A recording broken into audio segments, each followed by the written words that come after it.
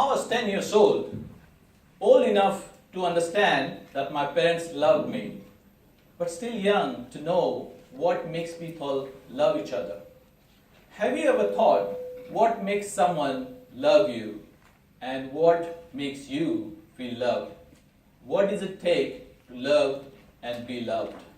Contest chair, judges, ladies and gentlemen, I started learning about love when I was 10 years old.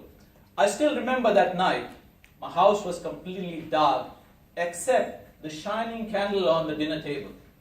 My mom has asked me and my two sisters to finish our dinner and go to our rooms. It was a perfect setting for romantic candlelight dinner.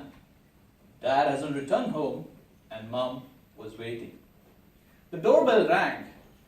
Mom opened the door, and as soon as she saw Dad's face, she screamed at him.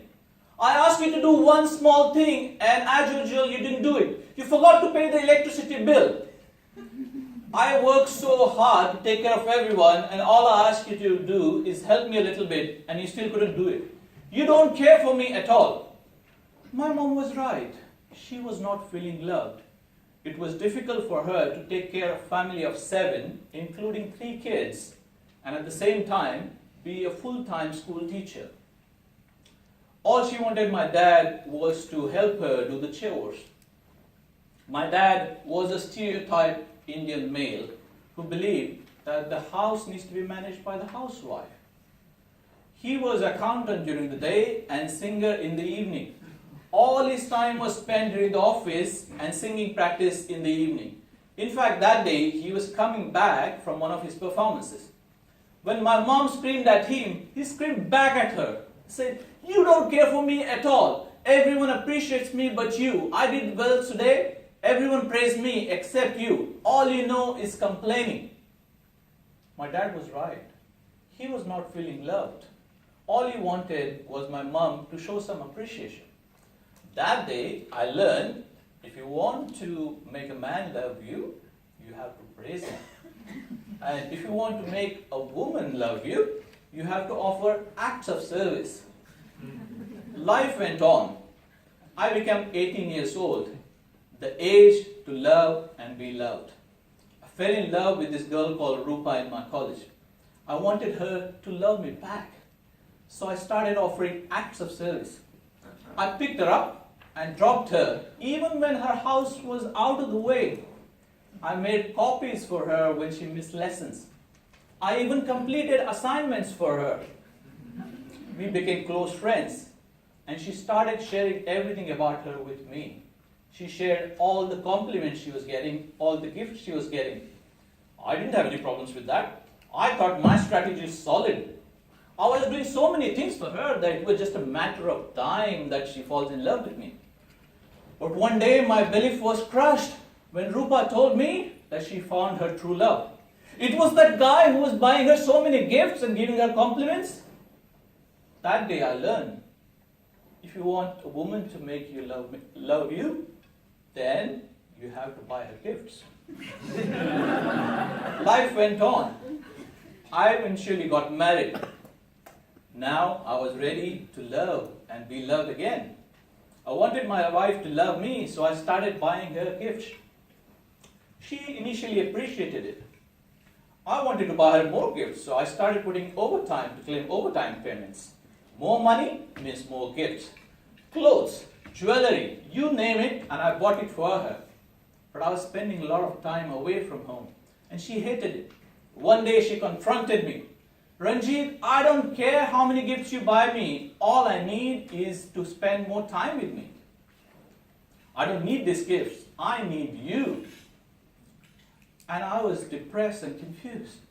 I thought, I cannot make anyone fall in love with me. I spent a few days in depression and finally decided to see a psychiatrist. And I told him, I want to make my life love me, but she's not feeling my love. And he said, well, if you want someone to understand your love, then you have to speak to them in their love language. He introduced me to this concept of love language, and that opened my eyes. My wife's love language was spending quality time with her. And since I wasn't doing that, she was not feeling love. Looking back, Rupa's love language was receiving gifts. My dad's love language was words of appreciation. My mom's love language was act of service. I was excited to find this new learning and I wanted to share with my parents. After all, they spent their whole life feeling miserable because they did not express their love in each other's love language. I went to see my mom.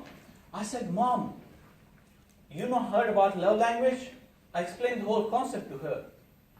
But then she said, Son, I don't want to learn a new language because I've lost all the desire to speak. Her response broke my heart. The years of not feeling love brought so much bitterness between my parents that it was too late for love to bloom. I ask you, are you feeling loved? Do you love your loved ones? Do you know each other's love language? More importantly, are you expressing your love in each other's love language? If not, go find your love language. There are a lot of easy tests on internet to let you know about it. You're probably wondering what happened to my problem with my wife. Well, I wanted to experiment with this new knowledge, so I went back. I wanted to fix it. I started spending more time with her, and our relationship improved. And everyone saw the evidence in 1 year's time when our son was born. So I finally found the way to love and be loved. Conversation.